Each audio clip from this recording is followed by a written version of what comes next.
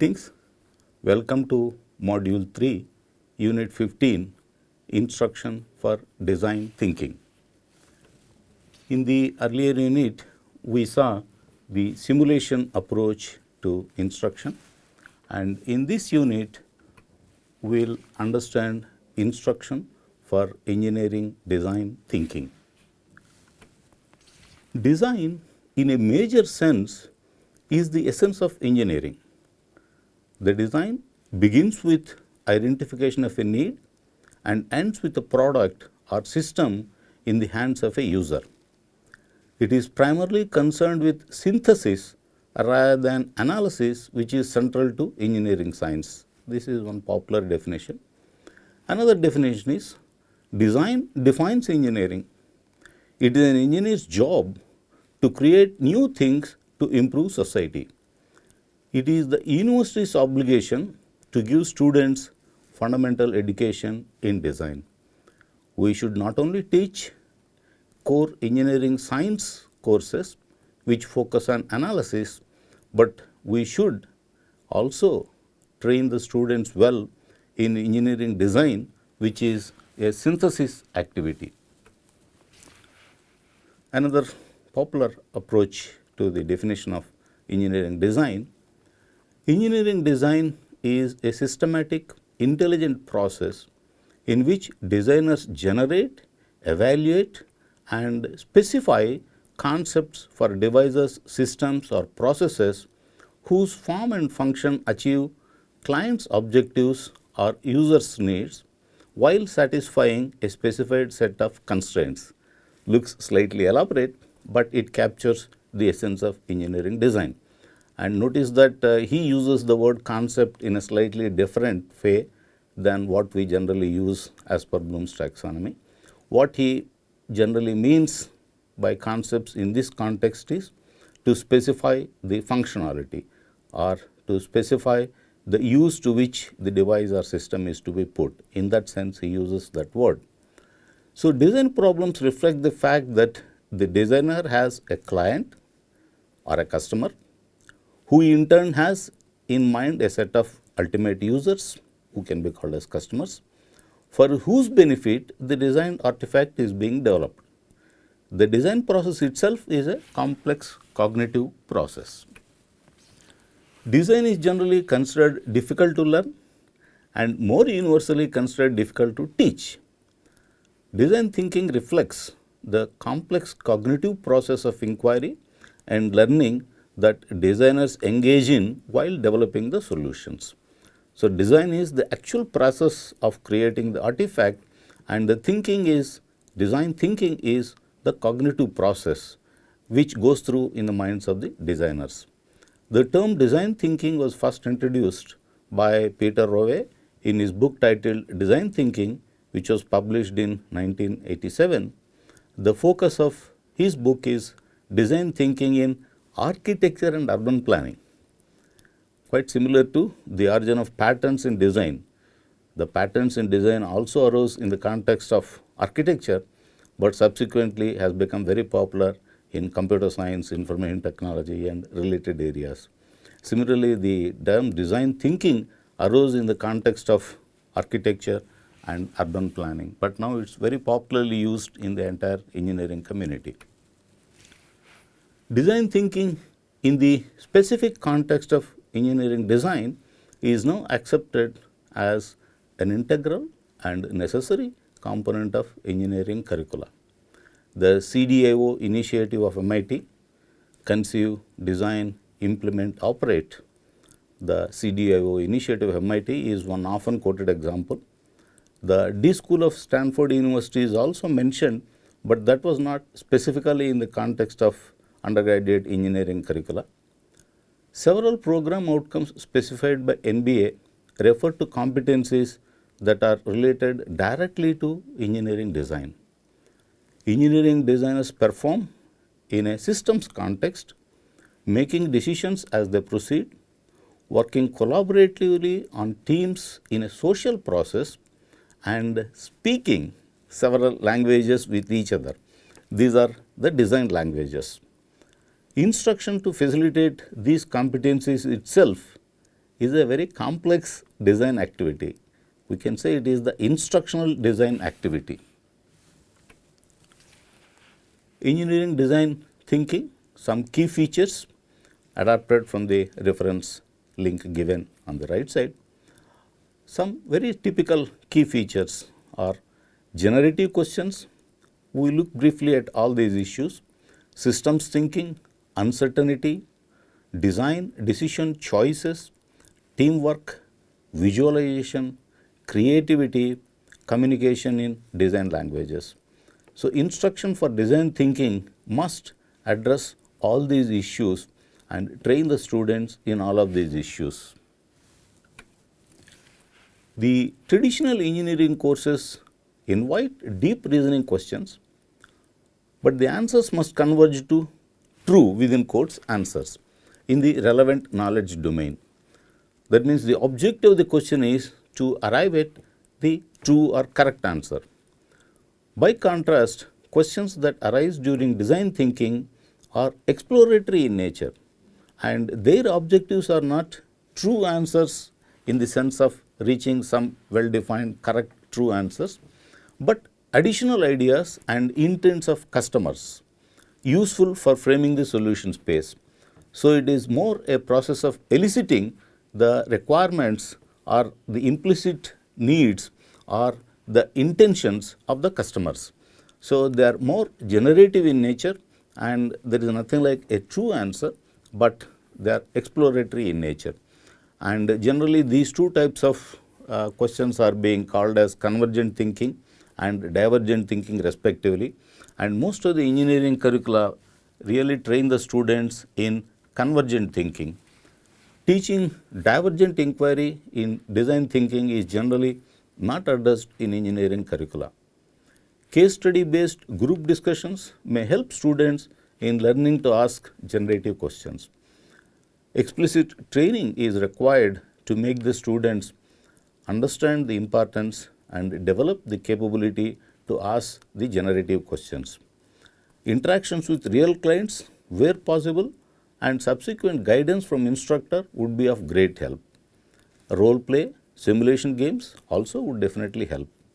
Institutes must consciously plan for such activities, because the regular courses focus only on convergent questions, convergent thinking, and divergent thinking, generative questions need special focus, special attention if students have to acquire those competencies. Engineering systems are increasingly becoming more ambitious and more complex as the capabilities increase, as the technologies become more sophisticated, as the ambitions of customers become more sophisticated, the systems also tend to become more complex. Further, POs of NBA require designers to consider issues related to environment, sustainability, society, legal issues, and so on.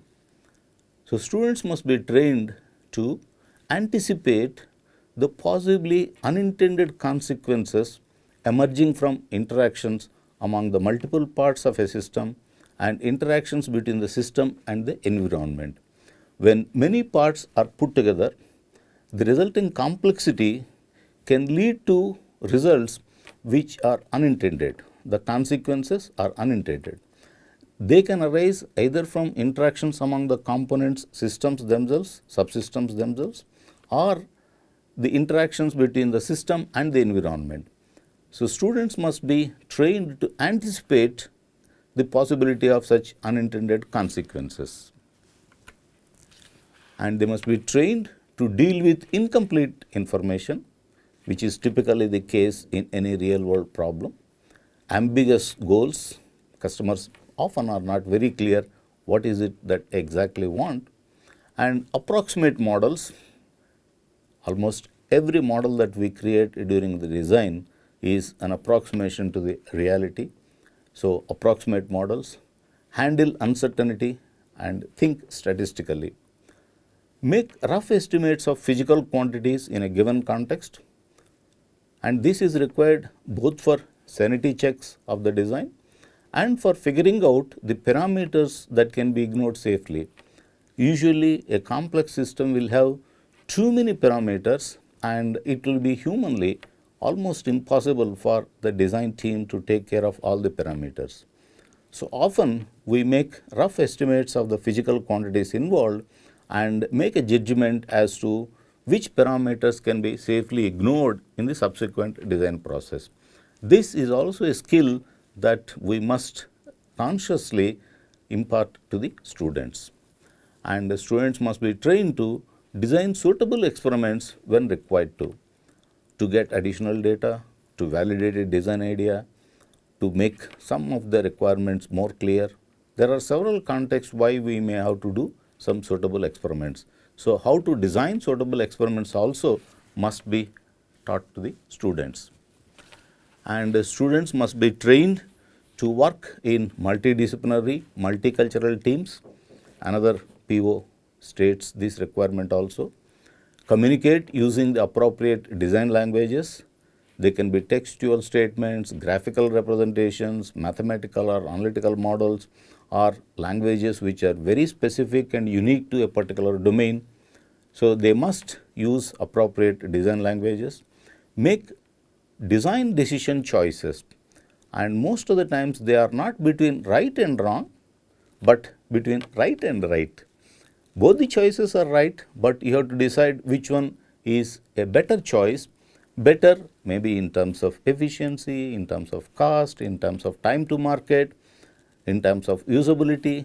There could be several parameters.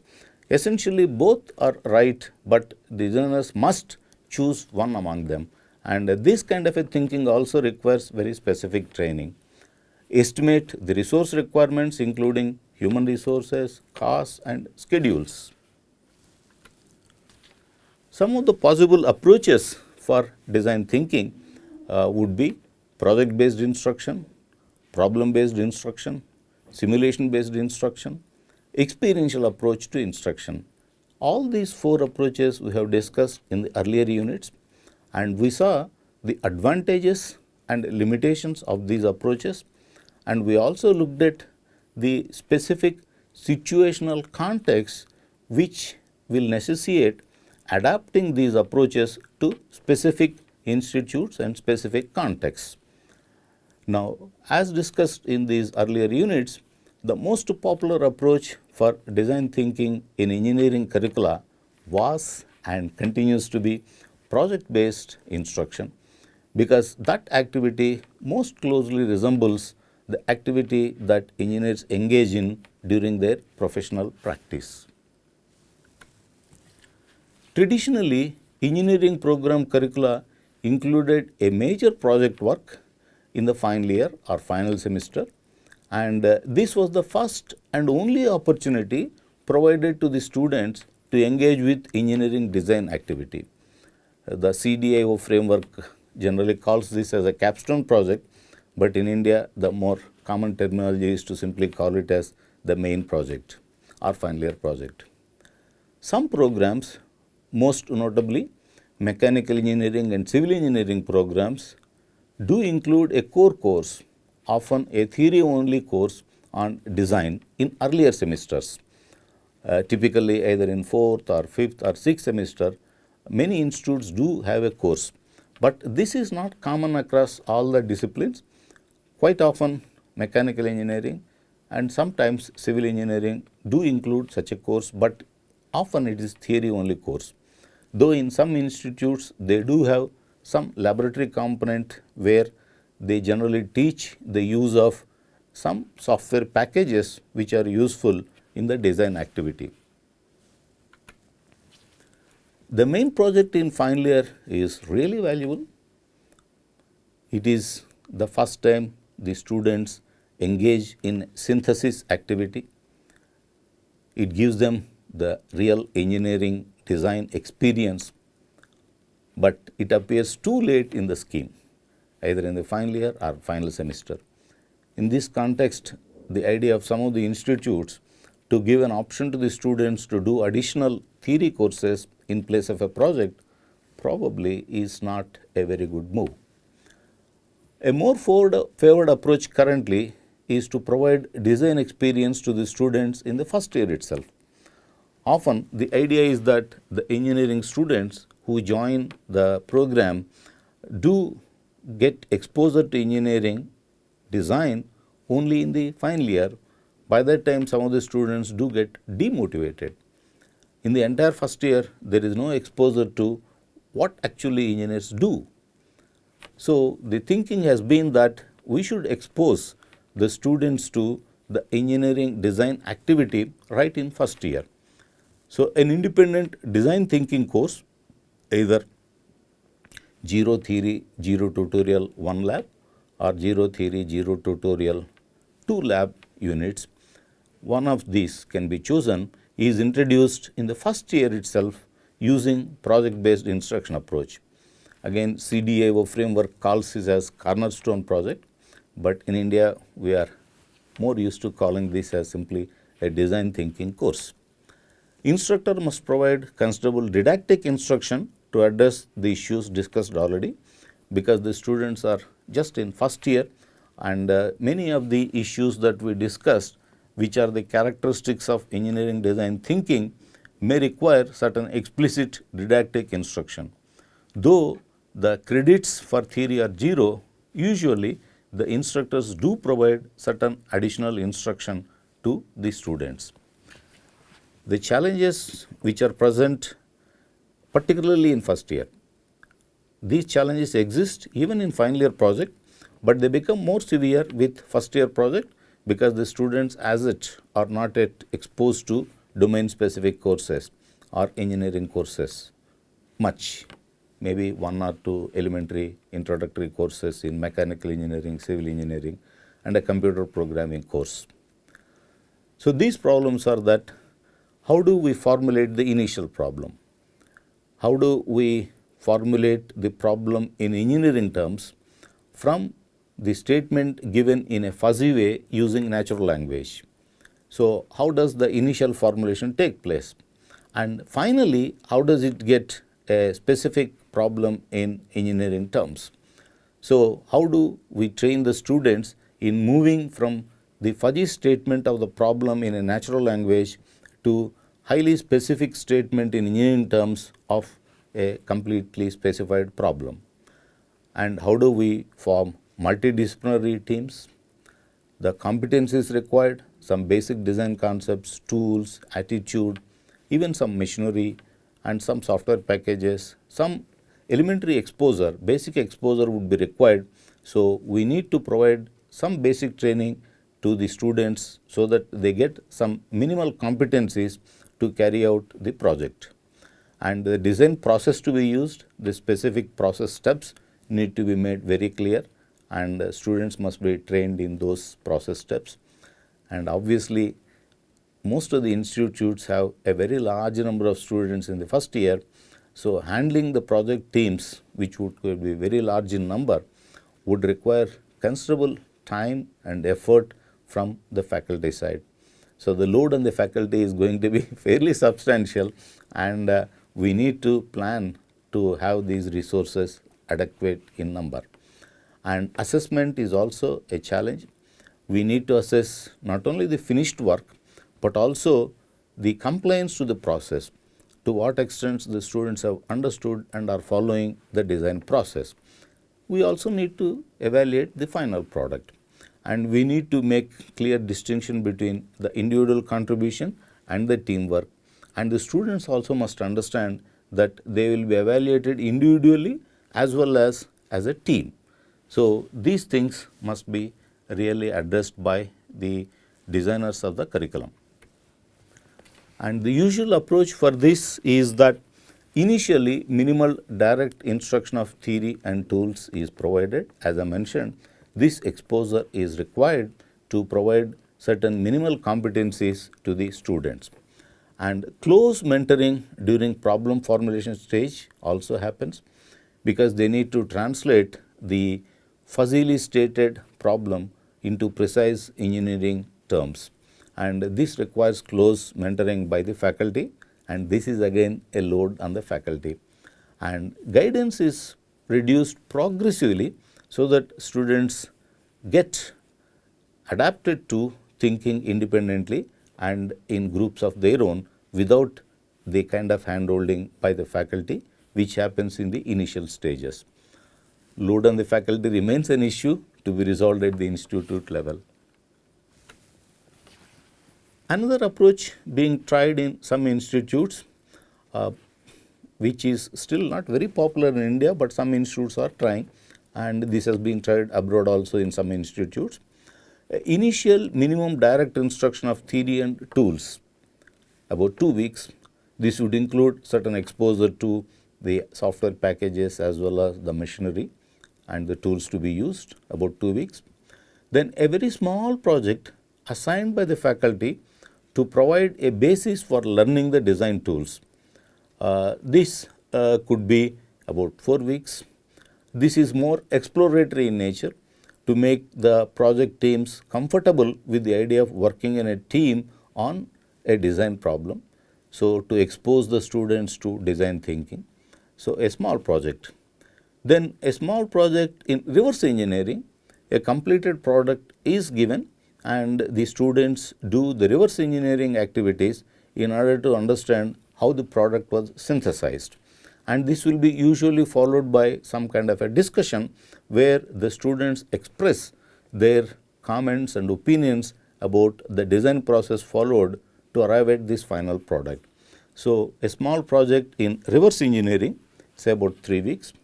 Then a main design project for a real or a role play client. This will be the real culmination of all this training activity, a main design project, and that will be for about 6 weeks. And in some institutes, they have taken the bold step of having this project done for a real client. Usually, the client is someone from a local community. So, the students are being sent to visit the local communities to understand their problems, then come back and discuss with the faculty and come out with a formulation of a problem whose solution would have some bearing on the local community. So, there are real clients. Of course, where such a thing is not possible, the instructor can play the role of a client, or sometimes some of the project teams play the roles of clients, but some exposure to the idea of eliciting requirements from the client must be given. So, most of the institutes do have a process step of eliciting the requirements. The students must be trained in this particular process step. So, that is how the students get an experience in engineering design, thinking and design during the first year itself. And this project is generally for about 6 weeks. This seems to be working well, but the main challenge again is the load on the faculty. The number of project ideas to be generated, the resources to be provided, the time to be spent in mentoring the student teams, and the time spent in evaluation, assessment and evaluation, they do represent substantial load on the faculty. Despite these challenges, a design project in first year is becoming increasingly popular as the advantages are considered to be very significant by all the stakeholders. The faculty, students, parents, even the industry find it very, very attractive to have the students exposed to engineering design and engineering design thinking right in the first year. They find that this enhances student interest in engineering and motivates better learning in higher semesters. They are able to better see the context of the courses studied in higher semesters, and they are able to relate those courses to their professional requirements in a better fashion. And it leads to better performance in the final year project. They already have had an experience of doing a project thinking in an engineering designer's way in first year, and that makes it possible to produce better performance in the final year project. So, this in turn enhances their placement opportunity, and industry also finds them to be more employable. And some institutes of late have started experimenting with the idea of design thinking in second and third years also. The final year was always common. First year it has been tried for quite some many years and it is continuing. But of late, some institutes are trying to introduce design thinking course even in second year and third year. That means there is a sequence, a progression of design thinking courses right from first year through final year. Student engagement with design in final year is quite traditional. Engagement with design in first year is being introduced in increasing number of institutes, but some institutes are experimenting with a design project even in second year and or third year. Some are trying it in both the years, some are trying it in third year, some in second year. So, the focus on giving this kind of exposure to the students, providing this kind of design experience to the students is becoming more and more popular. Advantage is clear, but providing the necessary resources can be quite a challenge. Institutes need to experiment and decide on what is best for them. Given their specific situational requirements, they need to determine what kind of mixture of these activities would be working best for them.